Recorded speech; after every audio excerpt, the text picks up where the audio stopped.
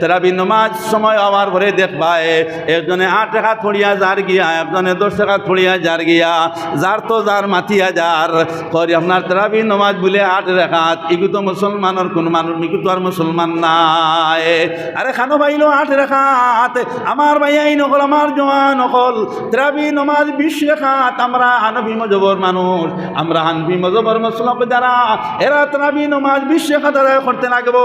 8 রাকাত যদি হয় তাহলে তুমি মনে করো এগু আমরা নবীর উম্মত নাই, এগু আমরা ইমাম আবু হানিফার মাসলকর নাই। না তো বুঝাইছে নি আমরা ইমাম আবু হানিফার মাসলকর নাই। তারাবি নমাজ যে 8 রাকাত শয়তানে বই লেখে আর আপনার ইমানদারে হাদিসের বয়ান এবং ব্যাখ্যা ফলো করেন। সুবহানাল্লাহ। ইমানদার হলে তফসিরের ব্যাখ্যা করেন, কোরআন শরীফের ব্যাখ্যা করেন। শয়তানে বই লিখি আপনার দৃষ্টান্ত দেয়, দলিল দিব লম্বা চূড়া, শয়তানের দলিল লম্বা আর আল্লাহ রসুলের দলিল হইল বাট্টি। সুবহানাল্লাহ। আল্লাহ রসুলের দলিল ইটা বাট্টি আর শয়তানের দলিল লম্বা। বইয়ের মধ্যে লিখিয়া দিল, যুক্তি দেখাইল 8 রাকাত কিলা। তুমি মুসলমানে মানি নাইলাই। আরে মুসলমান একবার কবর যাইবাই নানি, তুমি দুনিয়া জমিন ছাড়িবাই নানি, তখন টের পাইবাই জমিন আগুজি আপনার আন্দু সান্দু করলাই। দুনিয়া জমিনও যে আন্দু সান্দু করছলাই, অত আজন সিহতর পরে কোনো মুনি সাহেবের গিয়া জিকাইলাই না, কোনো মসজিদের ইমাম সাহেবের দ্বার লইলাই না, ইমান খান্তা নষ্ট করি লইলাই। তারাবি নমাজ 8 রাকাত তুমি পড়িয়ারে মুসলমান, আর কি রমজান তোমার ভাগ্য জুটাইব, আর কি তুমি রমজান মাস পাইবা। আল্লাহর নবী সাল্লাল্লাহু আলাইহি ওয়াসাল্লামার এই রমজান মাসও খুবাত কুরআন শরীফ খতম করতা হো। সুবহানাল্লাহ। রে পাও মোবারক ফুলিয়া যাইতো কোন দিন, হায় রে আমার নবীর মায়ার দিন। না মিলিত একটি দানা খেজুর কোন দিন, একদারেতে গায়ের বিছানা শুইতেন শীতের দিন, একদারেতে গায়ের বিছানা শুইতেন শীতের দিন। পাও মোবারক ফুলিয়া যাইত কোন দিন, হায় রে আমার নবীর মায়ার দিন। আরে আল্লাহর নবী সাল্লাল্লাহু আলাইহি ওয়াসাল্লাম তারাবি নমাজ শেষ হইতে না হইতে তাহাজ্জুদের নমাজ আরম্ভ করলা।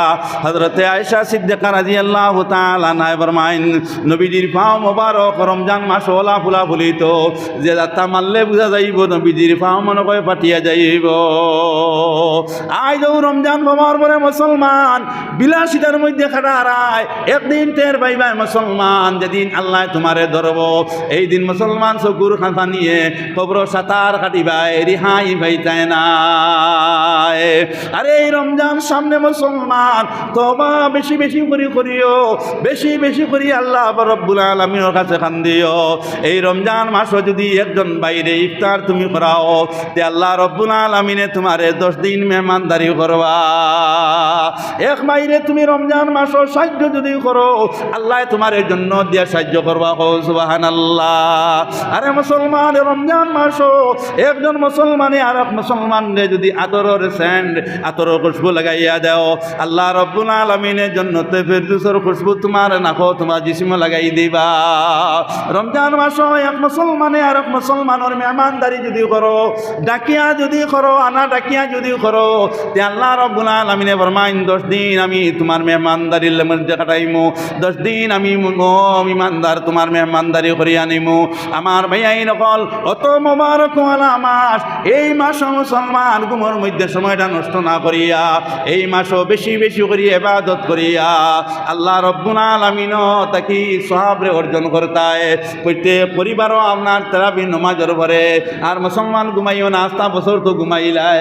আরে মুসলমান কিতা ফায়দা হইল।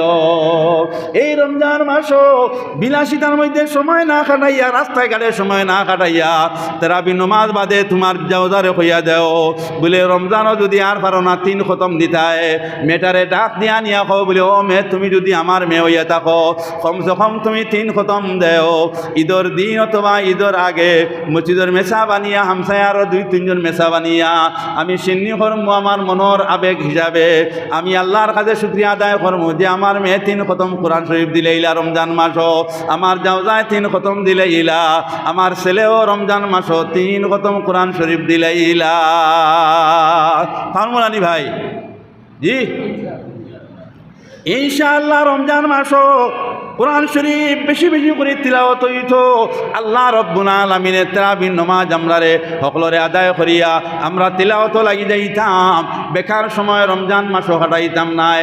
গত বছর রমজানও যারা ইফতার ও মসজিদ করলা অনেক পূজাইয়া দেখি অনেক নাই, অনেক কবরবাসী রে ভাই। এবার হয়তো আমরা ইফতার করমু, তেরাবি করমু, আগামী বছরে দেখবাই রমজান হওয়ার পরে যে জায়গার মধ্যে আপনার তেরাবির নামাজ পড়া হয়েছিল উনি এই জায়গার মধ্যে নাই, অন্য একজন লায়ানি আপনার দাঁড়াইল আইলা। আল্লাহ রব্বুল আলামিনে আমরারে তৌফিক দিতা করে বারে আমার মা বোন সকলের কইয়া দিবা, মা বোন সকলে ইবাদত করার লাগি আর আপনার খুব বেশি আগ্রহী। মা বোন সকলের কইবা কোরআন শরীফ যদি 1 খতম রমজান মাসও দিলাও আল্লাহ রব্বুল আলামিনে আন রমজানও আপনার 10 খতম করিয়া যে সব পাইতায়, শুধু রমজান মাসও 1 খতম করলে অতটুক সওয়াবের মালিক আল্লাহ বানাইয়া দিলাইবা। রমজান মাসও যদি কোরআন খতম করো আর যে বেমার লইয়া তুমি ভুক্তভোগী মুসলমান, এই বেমার কিন্তু তোমার আল্লাহ শিফা করে দিলাইবা। সুবহানাল্লাহ বলে আয় আল্লাহ কত ডাক্তারি করলাম, কত মেডিসিন খাইলাম, আর কত মেসাওয়ার বাড়ির মধ্যে গেলাম, আমার পরিবারের সমস্যা দূর হয় না, আমার বেমার আল্লাহ কমে না। আমি এই নিয়তারে মকসদ নিয়া কোরআন শরীফ 2 খতম দিলাম, আরে রমজান শেষ হইব আপনার বেমার শেষ হইয়া যাইব।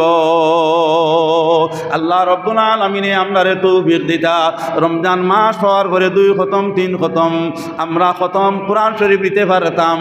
আল্লাহ তাআলা একবারে বারে আমার মা বোন সকলের তৌফিক দিতা। এখন তৌফিক আল্লাহ দিবা, ইরাদা না করলে আল্লাহ তো তৌফিক দিতা নাই। পয়লা তো আমরা ইরাদা করা লাগবে না নি ভাই। আল্লাহ পাকে আমরারে সবসময় খতম তেরাবি পড়ার তৌফিক আল্লাহ দিতা হোক ইনশাআল্লাহ। অনেক মসজিদে মসজিদে দেখা যায় খতম তেরাবি নাই। মুসলমান ওলা আপনার অসর হইসই যে ইন্না আতাইনা কাল কাউসার দি যদি খতম আমরা তেরাবি হয় হে আর আপনার আরো রাজি আর খুশ। নবী যে ফরমাইতরা রমজান মাসও খতম তেরাবি মুসলমান লাগাও, আর খতম তেরাবি লাগাইয়া তোমার জান এবং মাল কুরবান আল্লাহ রাস্তার মধ্যে করো।